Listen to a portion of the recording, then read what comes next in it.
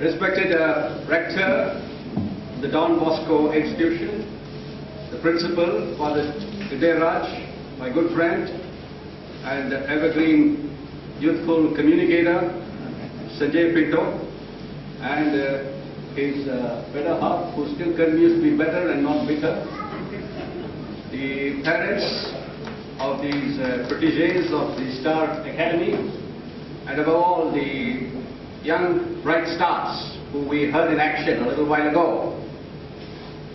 Public speaking is truly an art that distinguishes a human being. The way one speaks can mark a man as a leader.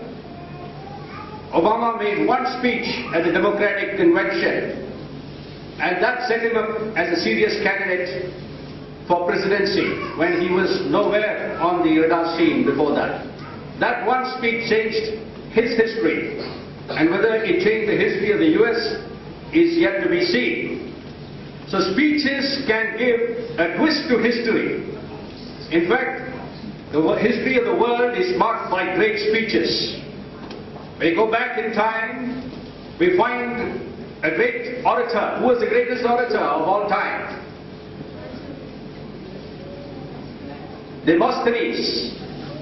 Demosthenes was the greatest orator, it is legend says, and we believe it is true. And he was a man who was born with a speech handicap. He had a stammer. And you know how he overcame the stammer?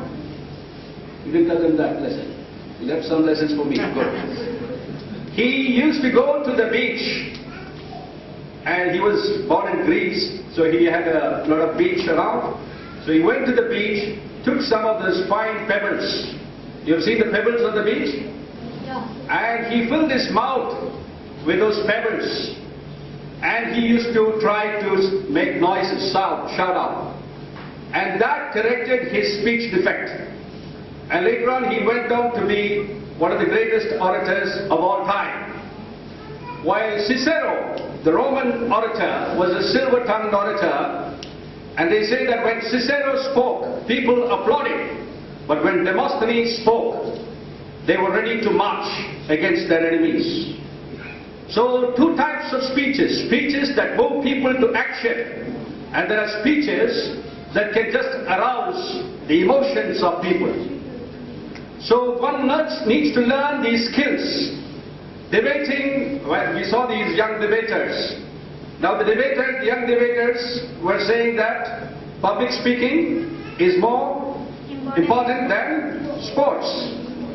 Now there's one way you could have put them off by scoring a point by saying that public speaking itself is a sport. And if you say that sports is more important, then you're defeating your own point. Isn't public speaking also a type of sport? Isn't debating a type of sport? You have to score points, just like you have to score goals or runs in cricket. So in any debate, the power of the debater is determined by a few P's. One is the posture, how you stand. Your physical presence itself can fill the room. How you stand. If you're fiddling around, if you have your hands in your pockets, it makes you out as a confident speaker or as a nervous speaker?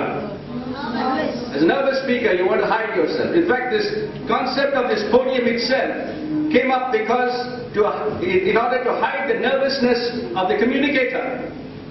Even the great speakers of history, like Winston Churchill, were subject to such nervousness. And you know how he overcame it? He was dyslexic. And yet he became one of the greatest orators. All of them had to work on their communication skills. And that proves the point that speakers are made, not born. I like the tagline of the Star Academy. And that reminds me of the joke when a guy went to a village and asked the elder, "Are any great men born in this village?"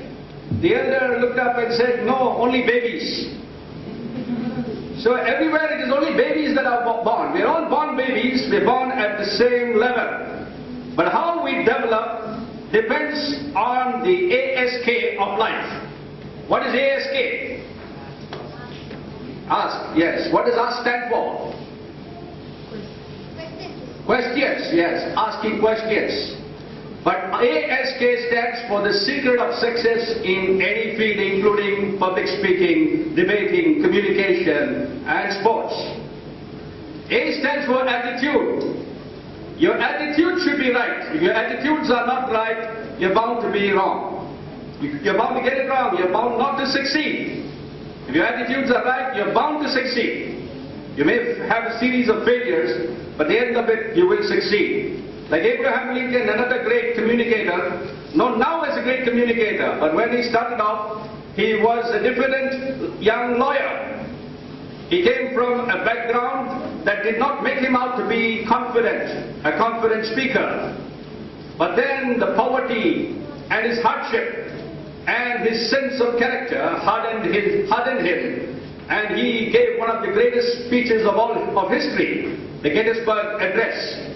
In that Gettysburg Address, that one line is one of the most memorable lines spoken in the English language.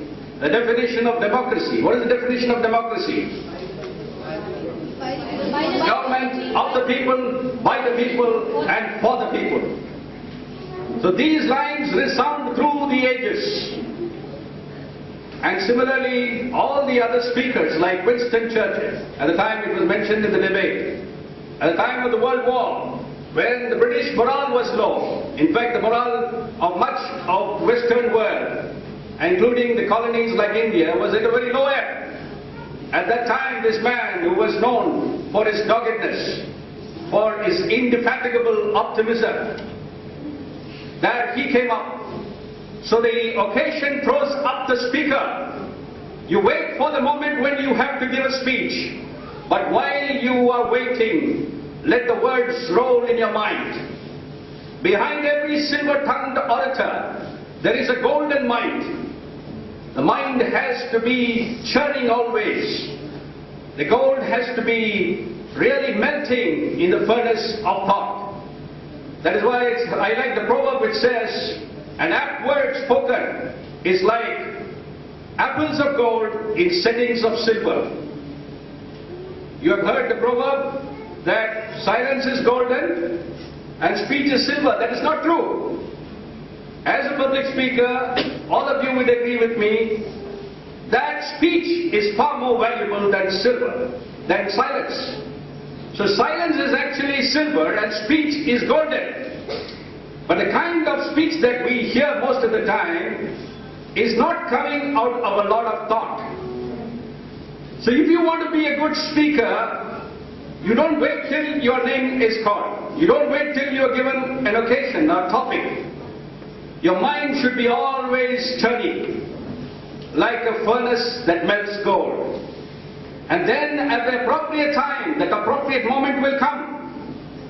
For years I have run certain phrases in my mind. And then suddenly there will be an opportunity for me to use that very phrase. For example, I went to a conference in the UK.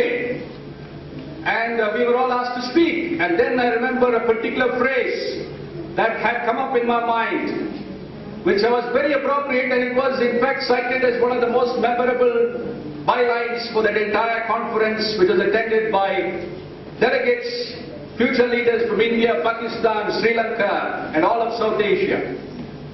And I said that India and Pakistan are like fratricidal twins torn from the womb of Hindustan. India and Pakistan are like fratricidal twins torn from the womb of Hindustan.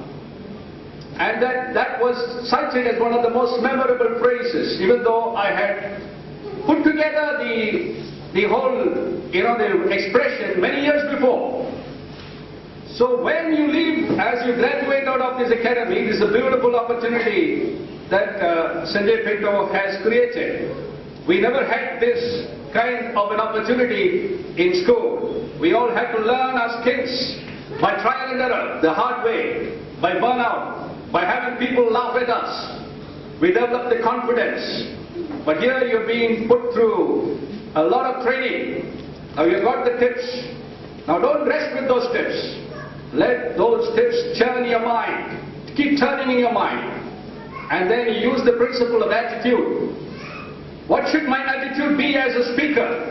What should be my body posture? Your body posture will speak your language, will speak the attitudes that you have. The next thing is skills, soft skills, how to communicate. For this, voice is a very important aspect. Now, any conference held in the state, my voice would be one of the most audible. I deliberately protect it at that level, even if it is the highest officer or the highest person in the state is present, so that I would get the attention of everybody present. And every word should be like a bullet that penetrates the heart and mind of people. Our words should be like bullets. That's why I say that I'm the Walter Deveram of words. You know, Walter Deveram was a legend in the police. He fired 6 bullets and 6 people would be dead. But what is the use of bullets that take life? You must have words that give life to people. So when you speak, it should encourage people. It should not put down people. It should motivate them to do better and better and better and better. Never satisfied even if you reach what people call the best.